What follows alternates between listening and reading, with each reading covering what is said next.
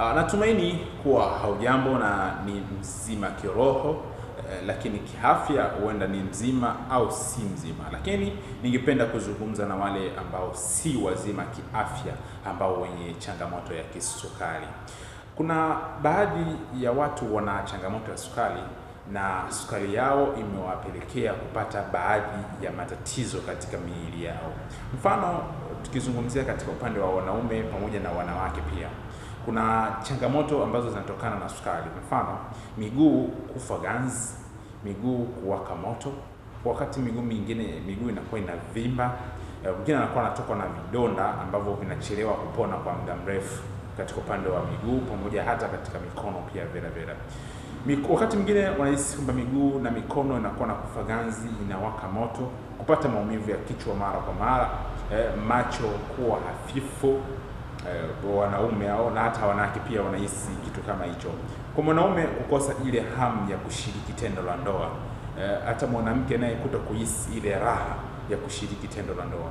Yaani anafanya tendo la ndoa kumridhisha mwenza wake kama yupo anajisikia, lakini kwa kweli hawezi kuhisi chochote kile. Na wakati mwingine anaweza kupata maumivu kwa sababu hata ule ute unakuwa hautoki. Sasa mara nyingi wagonjwa wa kisukari hii inakuwa ni changamoto zao kubwa sana. Sasa leo nipo kwa ajili ya kuweza kuwaelekeza dawa inayotokana na miti asilia, dawa inayotibu changamoto za sukari na sukari yenyewe. Tiba hii ni kwa wale wagonjwa wa type 1, sukari type 1 na sukari type 2.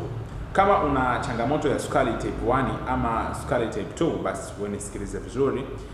Huenda hizi dawa ninazo kuelekeza hapa ni dawa nzuri ambazo zitakutibu wewe na kuweza kumaliza changamoto yako. Kama miguu yako inakufa ganzi, inawaka moto, kupata maumivu makali, inakuwa inavimba ama kuweza kutoka vidonda ambavyo vinachelewa kupona kwa muda mrefu. Sasa hebu tafuta hivi vitu alafu rekebisha uweze kupona kwa haraka sana. Na mimi napenda uweze kupona kwa haraka. Hebu tafuta mafuta ya karafuu, mafuta ya nyonyo pamoja na mafuta ya nazi. Lakini pia utafute karafuu yenyewe. Ukipata mafuta ya karafuu, mafuta ya nyonyo na mafuta ya nazi, pia upate karafuu zenyewe za kutosha, upate mdalasini, yale ya magome ya mdalasini, kisha utachanganya pamoja.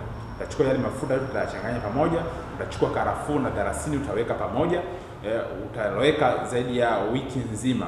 Baada ya hapo uanze kutumia kuchua katika miguu yako ambayo inayokufa ganzi na kuwaka moto, na kuweza kupata maumivu makali. Iwe kwenye miguu, iwe kwenye mikono, iwe kwenye mwili mzima ambao kama unahisi ganzi ama miguu kuwaka moto, basi wewe tumia.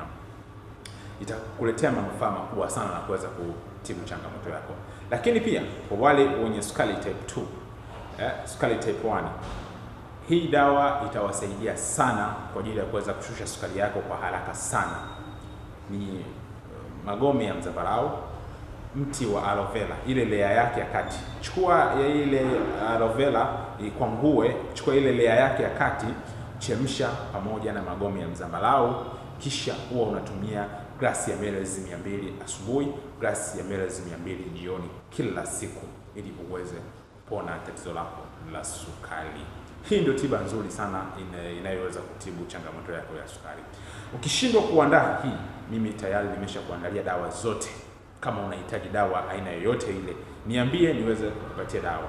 Iwe dawa kwa ajili ya kuweza kuondoa ganzi katika mwili wako, dawa kwa ajili ya kuweza kuondoa maumivu ya mwili, dawa kwa ajili ya kuweza kuongeza ama kurudisha heshima ya ndoa nyumbani. Hata kama mwanamama unajisikia hauna ile hamu ya kushiriki tendo la ndoa, na kupatia dawa vizuri kabisa na unarudisha halisia yako, unakaa vizuri kabisa.